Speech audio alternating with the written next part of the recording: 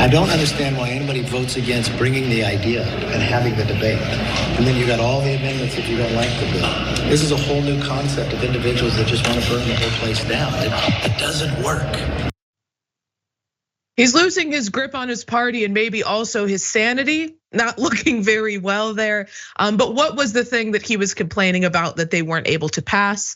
Well, New York Times reported just hours after Mr. McCarthy signaled he had won over some of the holdouts and was ready to move forward, a handful of Republicans broke with their party to oppose a routine measure to allow the military appropriations bill to come to the House floor for debate, joining with Democrats to defeat it. And this is a very odd thing to happen because this vote happens every year. It is extremely routine as laid out in the article. Typically, as it goes, the majority in the House will vote in lockstep to open the floor for debate on this military appropriations bill, and the minority party will oppose it. But that did not happen for Kevin McCarthy, who we all know is being opposed by the far right in his caucus, as well as members of the more moderate, to whatever extent there is such a thing as a moderate Republican.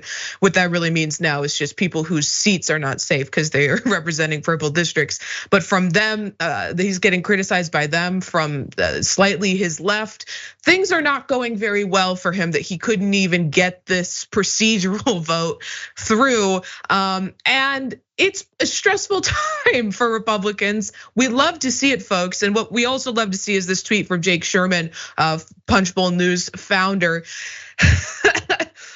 Effing chaos, a total crap show. 2 texts I've gotten from inside the House Republican leadership in the last few minutes. Just some insight there.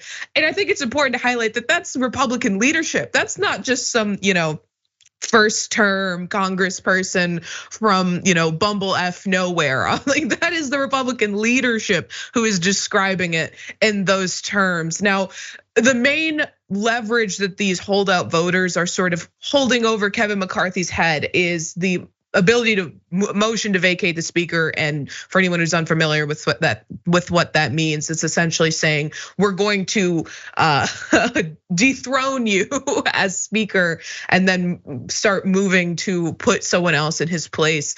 And apparently he's telling them to do it. We got this tweet from Melanie Zanona. It says, a fired up Speaker McCarthy addressing his conference behind closed doors made clear to his members he is not afraid of his critics forcing a vote to oust him as speaker, according to 3 sources in the room. Move the effing motion, he said, according to the sources, and they might call his bluff. Everyone knows probably by now that Matt Gaetz is the leader of these opposers of Kevin McCarthy. He's the person who very conspicuously left the motion to vacate the speaker in the bathroom where he knew Kevin McCarthy would find it.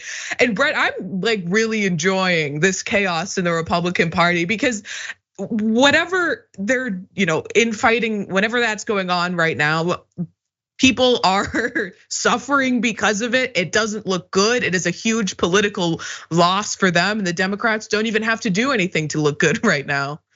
Yeah, it's weird. Usually you can blame the other party for a government shutdown. They're blaming themselves. And Kevin McCarthy's acting like that guy who goes to the park for a barbecue and he's got a dog and the dog is like the worst dog in the world. And for a long time he was like, he's fine. He's just in a bad mood.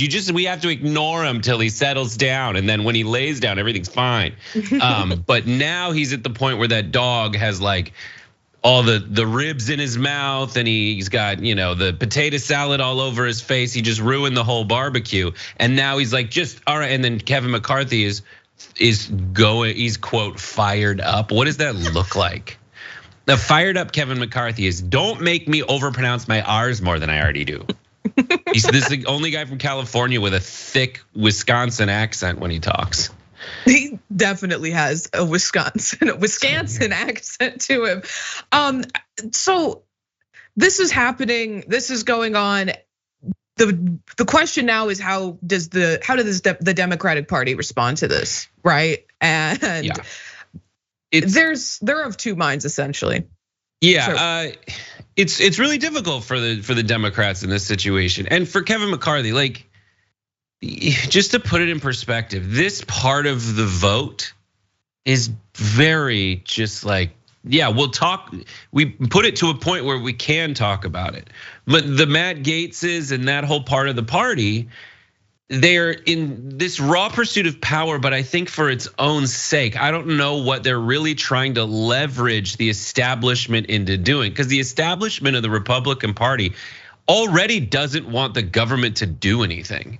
They already don't want to collect taxes. They already don't want to do much. I guess the only thing they want to do is fund military action, but really, when it comes down to it, if you take a bunch of individuals within the Republican Party and you ask them a question, should we intervene overseas?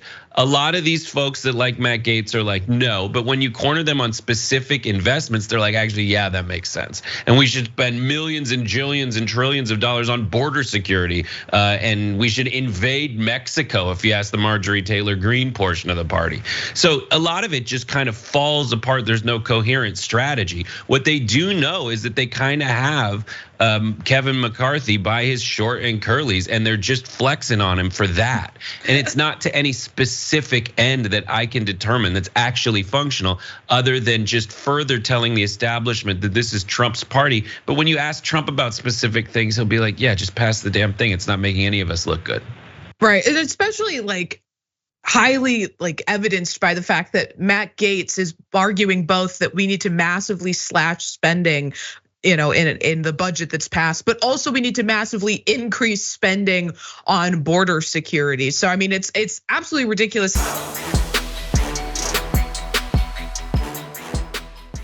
Check out the Damage Report podcast each day, wherever you get your podcasts, whether Pocket Casts or Stitcher or iTunes.